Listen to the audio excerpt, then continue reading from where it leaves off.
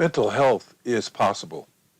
Hi, I'm Rev Andrew Bozeman, and this is On the Wings of Your Mind. As I discussed yesterday, it's important that we as spiritual warriors build our awareness and understanding that our minds are more powerful than we've been conditioned to believe.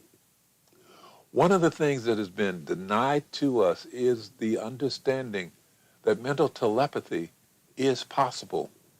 Mental telepathy, as most of you already know, is a concept that is mostly discounted in the world of physical reality. But mental telepathy is something we all need to be aware of because we experience on an everyday basis, and we ignore it. We ignore it because it doesn't make sense. But the reason it doesn't make sense is that we've been convinced that it doesn't exist. Please, throw that concept out the window. Please click on the thumbs up button below, and if you haven't already done so, please subscribe. Remember, I would love to hear your thoughts, your comments, your questions about infinite intelligence, anything in your life, and how infinite intelligence has affected your life. Please use the chat box to the left or the comments section below. So mental telepathy is possible because we all exist in an incomprehensible, vast mind, the mind of infinite intelligence. We literally live in an ocean of thoughts, like fish in water. Remember, J.B.S. Haldane said, the universe is not only stranger than we imagine, it is stranger than we can imagine. So universal mind or cosmic consciousness or infinite intelligence, it's constantly flowing with thought, over, under, around, and through us. Our minds are like the radio. Our minds receive only what is relevant to us. Even though there are millions, billions of thoughts running around out there, millions of thoughts in this ocean like water, but we're only going to pick up what's relevant to our vibration, to our station, which is the people and things we care about, like our lives, our families, our friends, our work, our interests. We only pick up the thoughts that have something to do with us. For example, in 1972, I remember getting a vivid flash of the woman who was then my wife in a very intimate embrace with another man in my bedroom. It was a sudden image that came while I was in the middle of work in my office, but it was so clear that it was almost like a camera flash. I tried to dismiss it, but my intuition insisted it was true. So I left work and I drove the 20 minutes back to my home, where I saw a familiar car in the alley. It was the car that belonged to the husband of a couple we often had dinner with.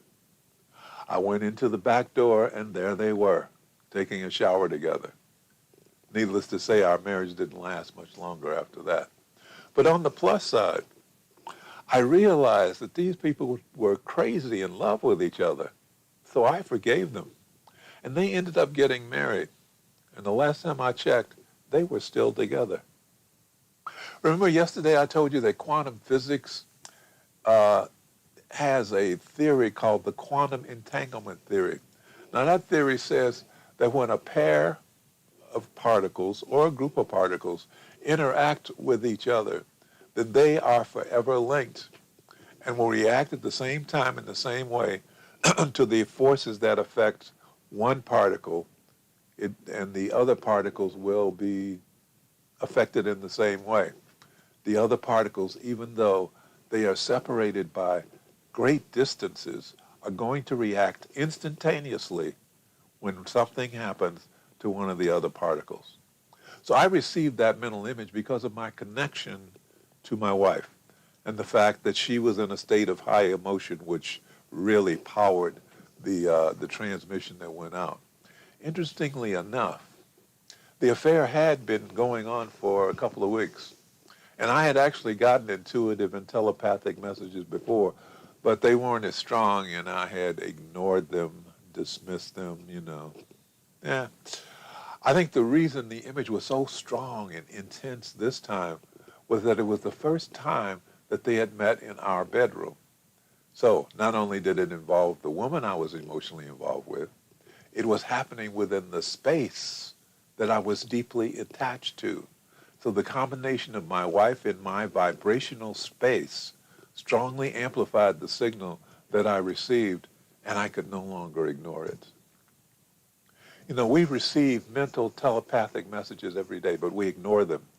And as spiritual warriors, it's incumbent upon us to begin to pay attention to the signals that infinite intelligence is making available to us.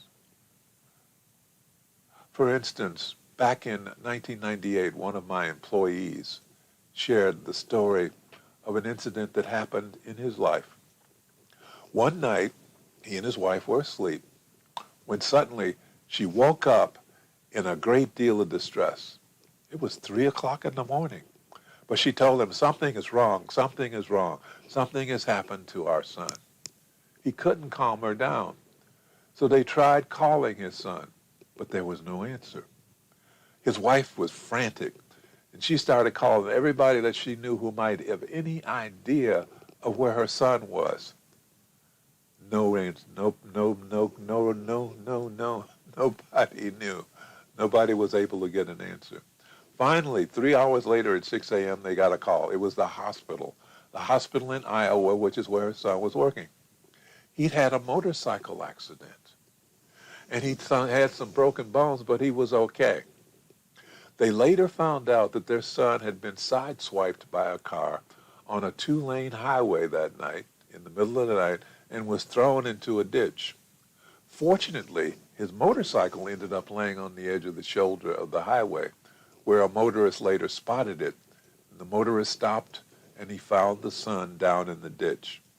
Since cell phones weren't that widespread then, the motorist then had to drive into town to get to a payphone and call for an ambulance to pick him up, to pick the son up and get him to the hospital. That's why it took so long. But the interesting point is the time that he was hit was at 3 a.m. Mental telepathy is real. Surprisingly, when I tried to explain that to the husband, my employee, who was telling me the story, that his wife was so sensitive to what happened to her son because of the telepathic connection between mother and son, the emotional connection between mother and son, he totally rejected the notion. He thought I was crazy. In fact, he got so irritated that I would even bring such an issue up that he got up and he left my office. Receiving messages in your mind about people you know and love is not you being crazy. Don't discount them.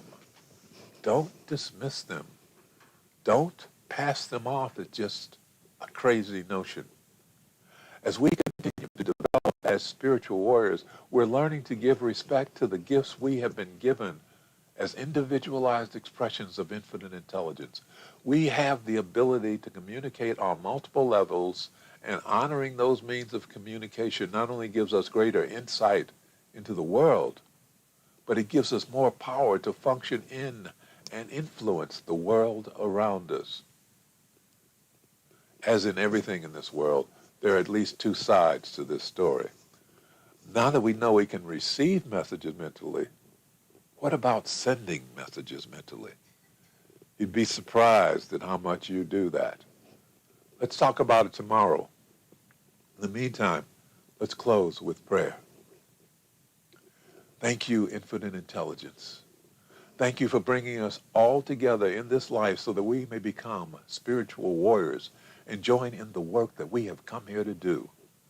Thank you, Infinite Intelligence, for bringing us into this space of awareness and a deeper understanding of ourselves and our relationship to life and infinite intelligence. Thank you for showing us who and what we really are. We open our minds and our hearts to the truth of our being. We are the children of God. We are individualized expressions of infinite intelligence. And because we are part of the greater whole, we are beginning to understand our value to the continuity of life on this planet. As we become channels of your power, infinite intelligence, we can feel your presence within ourselves and within our lives more and more. And we know that as we feel your presence within our lives every day, we will rise because we are no longer cut off from you by being immersed in the darkness of fear, anger, and the pain of unforgiveness. So we are now restoring our connection through the grace of forgiveness, knowing that as we learn to forgive ourselves for the pain we have caused to ourselves, and as we learn to forgive those who inflicted pain upon us, our connections will grow stronger and our lives will grow happier and healthier and more prosperous. And for this, we are truly grateful. As above, so below. As within, so without. And so it is. Amen. Please click on the thumbs up button. And if you haven't already done so, please choose subscribe. Remember, I would love to hear from you. Your thoughts, questions, experiences, whatever is going on between you and infinite intelligence. Please let me know. Use the comment section below. Thank you, thank you, thank you very much for watching. I am Rev Andrew Bozeman, and this is On the Wings of Your Mind.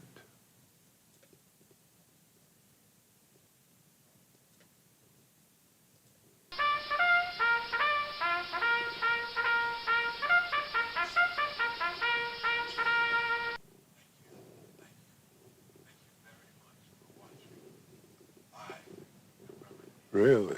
Right, yeah. Seems like I don't know if I can interrupt you. I didn't feel like I could. Huh. To disturb your flow. Though I put it in a comment, I just put, you know, you got a great voice so people could hear it.